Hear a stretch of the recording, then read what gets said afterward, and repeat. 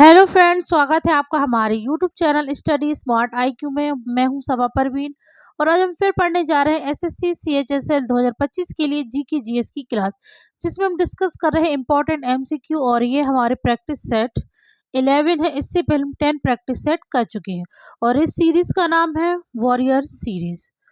So I hope आपको ये video पसंद आती हो और ऐसे ही वीडियो देखने के लिए हमारे चैनल को लाइक करें, शेयर करें, सब्सक्राइब करना ना भूलें। सो चलिए स्टार्ट करते हैं आज की क्लास। सो फर्स्ट है, निम्नलिखित में से किस सुल्तान ने अपनी राजधानी दिल्ली से दौलताबाद स्थानांतरित की थी? मोहम्मद बिन तुगलक, इब्राहिम लोदी, सिकंदर लोदी, फिरोज शाह तुगलक। तो किस सुल्तान ने अपनी राजधानी दिल्ली से दौलताबाद स्थानांतरित की थी? तो अपनी राजधानी दिल्ली से दौलताबाद स्थानांतरित की थी, ये की थी मोहम्मद बिन तुगलक ने। Right answer option E, Mohammad bin Tughlaq. ठीक है, मोहम्मद बिन तुगलक ये तुगलक वंश का शासक था और गयासुद्दीन तुगलक का बेटा था। ठीक है, गयासुद्दीन तुगलक का बेटा था। मोहम्मद बिन तुगलक इसे जूना खान के नाम से जाना जाता था। ठीक है, जूना खान के नाम से इसे जाना जाता था मोहम्मद बिन तुगलक को। मोहम्मद बिन तुगलक इसे पढ़ा लिखा मूर्ख कहा जाता था। ठीक है, पढ़ा लिखा मूर्ख कहा जाता था इसके कुछ फैसलों के कारण। ठीक है, मोहम्मद बिन तुगलक इसने चांदी के सिक्के की जगह, ठीक है, चांदी के सिक्के की जगह इसने तांबे के सिक्के चलवाए थे। ठीक है, तांबे के सिक्के चलवाए थे। ओके, फिर बात करें ऑप्शन में हम इब्राहिम लोदी। तो इब्राहिम लोदी यह लोदी वंश का शासक था और इसने 1526 में पानीपत का पहला युद्ध किया था बाबर के साथ। ठीक है, ठीक है, बाबर के साथ, जिसमें बाबर और इब्राहिम लोदी के बीच ये पानीपत का पहला युद्ध हुआ था 1526 में। इब्राहिम लोदी हार गया था और बाबर जीत गया था, जिसके कारण दिल्ली सल्तनत का अंत हो गया था और फिर मुगल साम्राज्य की स्थापना हुई। ठीक है, मुगल साम्राज्य की स्थापना हुई थी। ठीक है, फिर बात करें सिकंदर लोदी। तो यह लोदी वंश का शासक था। ठीक है, और बहलोल लोदी का बेटा था। बहलोल लोदी का बेटा था। फिर है फिरोज शाह तुगलक। तो यह तुगलक वंश का शासक था। ठीक है, फिरोज शाह तुगलक इसने शहर बसाए थे। ठीक है, जौनपुर, जौनपुर, फिरोजाबाद, फतेहाबाद। ठीक है, इसने शहर बसवाए। इसने फिरोज शाह तुगलक ने नहरों का निर्माण भी करवाया था। ठीक है ना, नहरों का निर्माण भी करवाया था और इसने कुतुब मीनार का, ठीक है, कुतुब मीनार का पुनः निर्माण भी करवाया था। ठीक है, फिरोज शाह तुगलक ने। फिरोज शाह तुगलक इसने दीवान ए खैरात यानी कि दान विभाग की और दीवान ए बंदगान, दीवाने बंदगान यानी दास विभाग की स्थापना की थी। ठीक है, दीवाने खैरात और दीवाने बंदगान की स्थापना की थी फिरोज शाह तुगलक ने। ठीक है, चलिए आगे बढ़ते हैं। एक मिनट, और इसने फिरोज शाह तुगलक इसने जामिया मस्जिद का निर्माण करवाया था। ठीक है, जामिया मस्जिद का निर्माण भी करवाया था फिरोज शाह तुगलक ने। ओके, चलिए आगे बढ़ते हैं। नेक्स्ट है, भारतीय संविधान की एक प्रमुख विशेषता न्यायिक समीक्षा निम्नलिखित में से किस देश से ली गई है? संयुक्त राज्य अमेरिका, कनाडा, आयरलैंड या दक्षिण अफ्रीका। तो भारतीय संविधान की प्रमुख विशेषता न्यायिक समीक्षा निम्नलिखित में से किस देश से ली गई? तो ये ली गई है संयुक्त राज्य अमेरिका से। राइट आंसर ऑप्शन ए, यूएसए। ओके, नेक्स्ट है, 1828 में राजा राम मोहन रॉय ने ब्रह्म समाज नामक सुधा संघ का गठन कहाँ किया था? पुणे, कलकत्ता, मद्रास या बॉम्बे। तो 1828 में राजा राम मोहन रॉय ने ब्रह्म समाज नामक सुधा संघ गठन का स्थापना की थी। तो ये किया था कलकत्ता में। ठीक है, राइट आंसर है ऑप्शन बी। इसके अलावा राजा राम मोहन रॉय इन्होंने 1815 में आत्मीय सभा की स्थापना भी की थी। ठीक है, फिर राजा राम मोहन रॉय, इनकी पुस्तक कौन सी है? तो इनकी पुस्तक है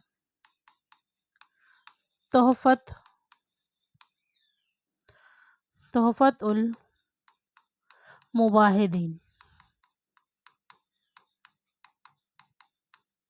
ठीक है, और इनकी पत्रिकाएं, तो इनकी पत्रिकाएं हैं मिरात उल अखबार और संवाद कौमुदी। ठीक है, ये इनकी पत्रिकाएं हैं राजा राम मोहन रॉय की। राजा राम मोहन रॉय, इन्हें राजा की उपाधि, ठीक है, राजा की उपाधि इन्हें किसने दी थी? तो राजा की उपाधि इन्हें दी थी मुगल सम्राट अकबर द्वितीय ने इन्हें राजा की उपाधि दी थी राम मोहन रॉय को। ठीक है, राम मोहन रॉय इन्हें आधुनिक भारत का जनक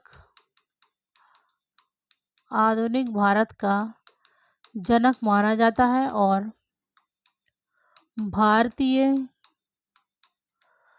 पुनर्जागरण का अग्रदूत भी माना जाता है राम मोहन रॉय को। ठीक है, चलिए आगे बढ़ते हैं। नेक्स्ट है, निम्नलिखित में से कौन सी नदी तिब्बत में सिंघी खंबन कहलाती है? कोसी, सतलज, ब्रह्मपुत्र या सिंधु? तो इनमें से जो नदी तिब्बत में सिंघी खंबन कहलाती वो है सिंधु नदी। Right answer option D, Sindhu नदी। अब हम बात करें कि सिंधु नदी ये निकलती कहाँ से है? तो यह निकलती है तिब्बत में कैलाश पर्वत, मानसरोवर झील,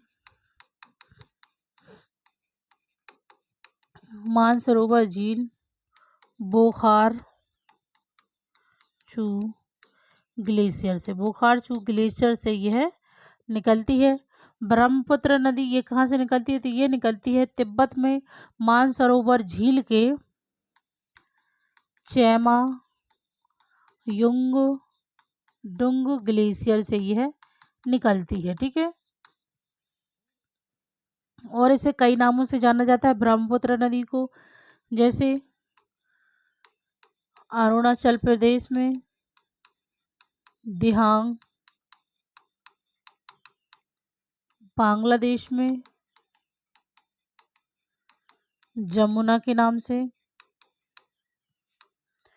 तिब्बत में यारलुंग, तशंगपो या सांगपो के नाम से भी इसे जाना जाता है ब्रह्मपुत्र नदी को। ठीक है, और इसे लाल नदी भी कहा जाता है। फिर है सतलज नदी, तो यह निकलती है तिब्बत के मानसरोवर झील के कैलाश पर्वत के राक्षस ताल झील से। ठीक है, राक्षस ताल झील से यह निकलती है सतलज नदी। फिर कोशी नदी, तो यह निकलती है नेपाल में हिमालय से यह निकलती है। इसे बिहार का शोक कहा जाता है। ठीक है, बिहार का शोक कहा जाता है कोसी नदी को। ओके, चलिए आगे बढ़ते हैं। नेक्स्ट है, भारतीय संविधान की डैश में मौलिक अधिकारों के विधिक प्रवर्तन के प्रावधान है? अनुच्छेद 32, अनुच्छेद 29, अनुच्छेद 19, अनुच्छेद 28। तो भारतीय संविधान के अनुच्छेद 32 में, ठीक है, राइट आंसर ऑप्शन ए, अनुच्छेद 32 में मौलिक अधिकारों के विधिक प्रवर्तन के प्रावधान है। ओके, नेक्स्ट है, बुद्ध इंटरनेशनल सर्किट कहाँ स्थित है? चेन्नई, नोएडा, मुंबई, दिल्ली? तो बुद्ध इंटरनेशनल सर्किट यह स्थित है नोएडा में। Right answer option B, Noida. Okay, next है, 1857 में लड़े गए चिनहट के युद्ध में ब्रिटिश सेना का नेतृत्व किस सैन्य अधिकारी ने किया था? James George Smith, Robert McLagan, Henry Lawrence, Charles Alice?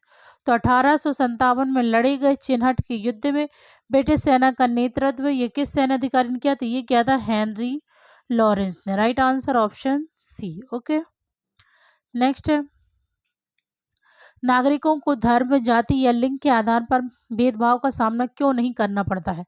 धर्म की स्वतंत्रता का अधिकार, समानता का अधिकार, शोषण के विरुद्ध अधिकार या स्वतंत्रता का अधिकार। तो नागरिकों को धर्म, जाति और लिंग के आधार पर भेदभाव का सामना नहीं करना पड़ता है क्योंकि यह समानता का अधिकार प्राप्त है। राइट आंसर ऑप्शन बी, समानता का अधिकार। समानता का अधिकार यह अनुच्छेद 14 से 18 में है। फिर है धर्म की स्वतंत्रता का अधिकार, तो ये है अनुच्छेद 25 से 28 में। फिर शोषण के विरुद्ध अधिकार, तो ये है अनुच्छेद 23 से 24 में। और स्वतंत्रता का अधिकार, तो ये है अनुच्छेद 19 से 22 में। ओके, चलिए आगे बढ़ते हैं। नेक्स्ट है, पहली बार अर्जुन पुरस्कार किस वर्ष एक महिला हॉकी खिलाड़ी को दिया गया था? 1964, 1963, 1962, 1961। तो पहली बार अर्जुन पुरस्कार एक महिला हॉकी खिलाड़ी को दिया गया था 1961 में। राइट आंसर ऑप्शन डी, 1961 में। और ये किसे दिया गया था? तो ये दिया गया था, जो पहली महिला हॉकी खिलाड़ी थी वो थी एनी लम्सडेन को। ठीक है, एनी लम्सडेन यह पहली महिला हॉकी खिलाड़ी थी, ठीक है, जिन्हें 1961 में अर्जुन पुरस्कार दिया गया था। ठीक है, चलिए नेक्स्ट है, निम्नलिखित में से कौन सा अनुच्छेद संविधान 5वां संशोधन अधिनियम 1955 से संशोधित किया गया? अनुच्छेद 3, अनुच्छेद 17, अनुच्छेद 34, अनुच्छेद 45।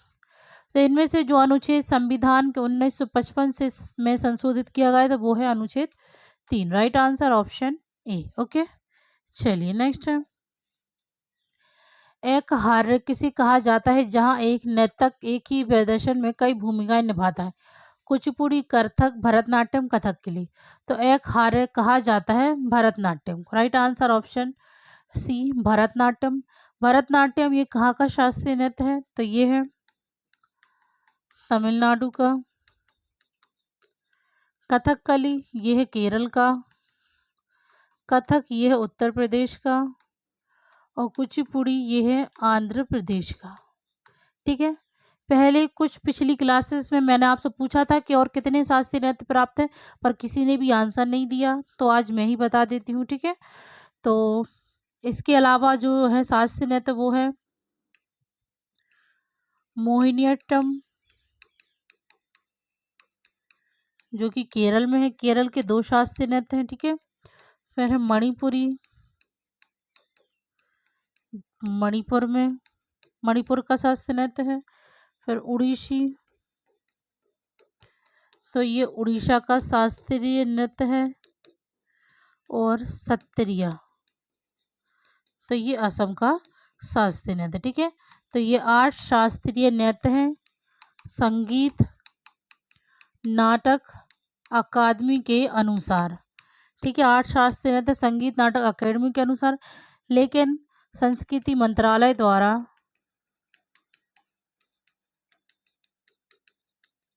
9 शास्त्रीय नृत्य, और जो 9वां शास्त्रीय नृत्य है वो है छऊ। और ये 3 प्रकार का होता है छऊ। ठीक है, पुरुलिया छऊ, सरायकेला छऊ, मयूरभंज छऊ। ठीक है, ये 3 प्रकार का होता है छऊ नृत्य भी। ओके, चलिए आगे बढ़ते हैं। 2011 की भारत की जनगणना के अनुसार निम्नलिखित में से किस राज्य की कुल जनसंख्या 10 लाख से कम थी? तेलंगाना, सिक्किम, त्रिपुरा, गोवा। तो किस राज्य की जनसंख्या 10 लाख से कम थी? तो ये थी सिक्किम की। Right answer option B, Sikkim. Okay, next है, माइक्रोसॉफ्ट वर्ड में step by step mail merge wizard कैसे एक्सेस करें?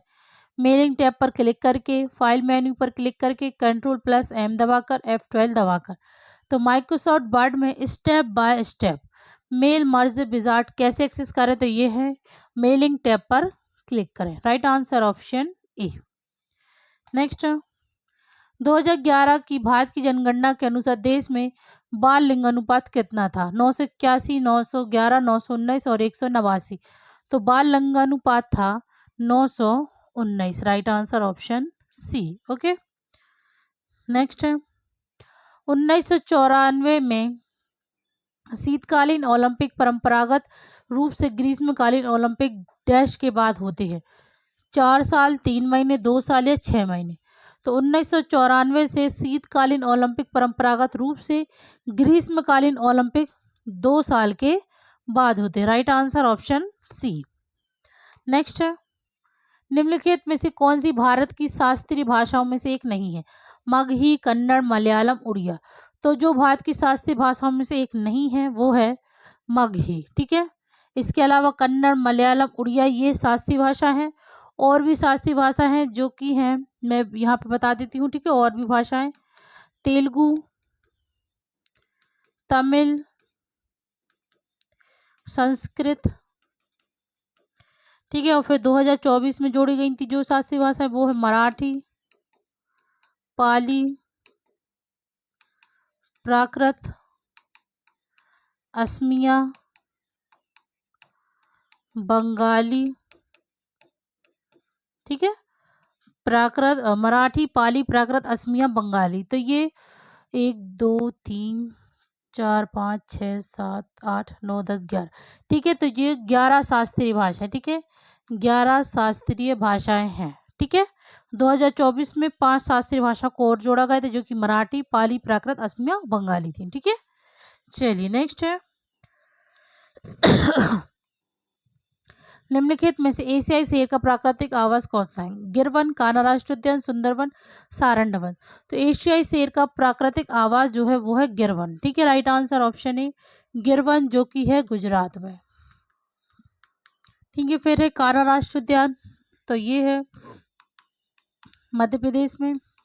सुंदरवन, तो ये है पश्चिम बंगाल में। ठीक है, फिर है सारंडवन, तो ये झारखंड में। ओके, चलिए आगे बढ़ते हैं। नेक्स्ट है, निम्नलिखित में से कौन कर्नाटक संगीत की त्रिमूर्ति संबंधित नहीं है? श्यामा शास्त्री, त्यागराज, पुरंदरदास, मुथुस्वामी दीक्षितार। तो कर्नाटक संगीत की त्रिमूर्ति संबंधित नहीं है पुरंदरदास। ठीक है, पुरंदरदास इन्हें कर्नाटक संगीत का पितामह माना जाता है। ठीक है, कर्नाटक संगीत का पितामह माना जाता है पुरंदरदास को। ओके, नेक्स्ट है, शास्त्रीय कर्नाटक संगीत के बारे में कौन सा कथन सही है? पहला है, रचना या तो मलयालम, मराठी, तमिल या बंगाली में होती है, तो ये गलत है। रचना या तो मराठी, उड़िया, कोंकणी या बंगाली में होती है, ये भी गलत है। रचना या तो तेलुगु, मलयालम, हिंदी या संस्कृत में होती है, तो ये भी गलत है। फिर है, रचना या तो तेलुगु, कन्नड़, तमिल या संस्कृत में होती है, तो ये सही है। तो राइट आंसर है ऑप्शन डी। ठीक है, शास्त्रीय कर्नाटक संगीत के बारे में रचना या तो तेलुगु, कन्नड़, तमिल या संस्कृत में होती है। ओके, चलिए आगे बढ़ते हैं। नेक्स्ट है, जनगणना 2011 के अनुसार दशक के दौरान जनसंख्या में कुल निरपेक्ष वृद्धि डैश है? 17.21 करोड़, 15.23 करोड़, 18.19 करोड़ और 16.41 करोड़। तो जनगणना 2011 के अनुसार दशक के दौरान जनसंख्या में कुल निरपेक्ष वृद्धि है 18.19 करोड़। ओके, नेक्स्ट है, नया एमएस वर्ड दस्तावेज बनाने के लिए निम्नलिखित में से कौन सा चरण सही है? File tab new, file tab recent, file tab start या फाइल टैब ओपन। तो नया एमएस वर्ड दस्तावेज बनाने के लिए, ठीक है, कौन सा कल सही? तो ये है file tab new. Right answer option ए। ओके, नेक्स्ट है, भारतीय संविधान में शुरुआत में कितने मौलिक अधिकार प्रदान किए गए थे? 9, 7, 6, 8। तो भारतीय संविधान में शुरुआत में 7 मौलिक अधिकार प्रदान किए गए थे। राइट आंसर है ऑप्शन बी 7। ओके, नेक्स्ट है, निम्नलिखित में से किस राज्य का त्योहार डोल यात्रा है? हरियाणा, उत्तर प्रदेश, राजस्थान, असम। तो जो राज्य त्योहार डोल यात्रा है वो है असम। ठीक है, राइट आंसर है ऑप्शन डी असम। नेक्स्ट है, संविधान की प्रस्तावना भारत को किस रूप में वर्णन करती है? एक एकात्मक राज्य, एक संघीय राज्य, एक पंथनिरपेक्ष राज्य, एक नास्तिक राज्य। तो संविधान की प्रस्तावना भारत को एक पंथ निरपेक्ष राज्य के रूप में वर्णित करती है। Right answer option C. Next, भारत में आधुनिक नृत्य के जनक के रूप में किसे जाना जाता है? आटोम बापू शर्मा, उदय शंकर, केलुचरण महापात्र, पंडित बिरजू महाराज। तो भारत में आधुनिक नृत्य के रूप में जाना जाता है उदय शंकर को। Right answer option B. Okay, तो ये थे आज के हमारे क्वेश्चंस। सो आई होप आपको ये वीडियो पसंद आई हो, और ऐसे ही वीडियो देखने के लिए हमारे चैनल को लाइक करें, शेयर करें, सब्सक्राइब करना ना भूलें। तो मिलते हैं आपसे कल अगली वीडियो में, तब तक के लिए good luck and goodbye. Thank you.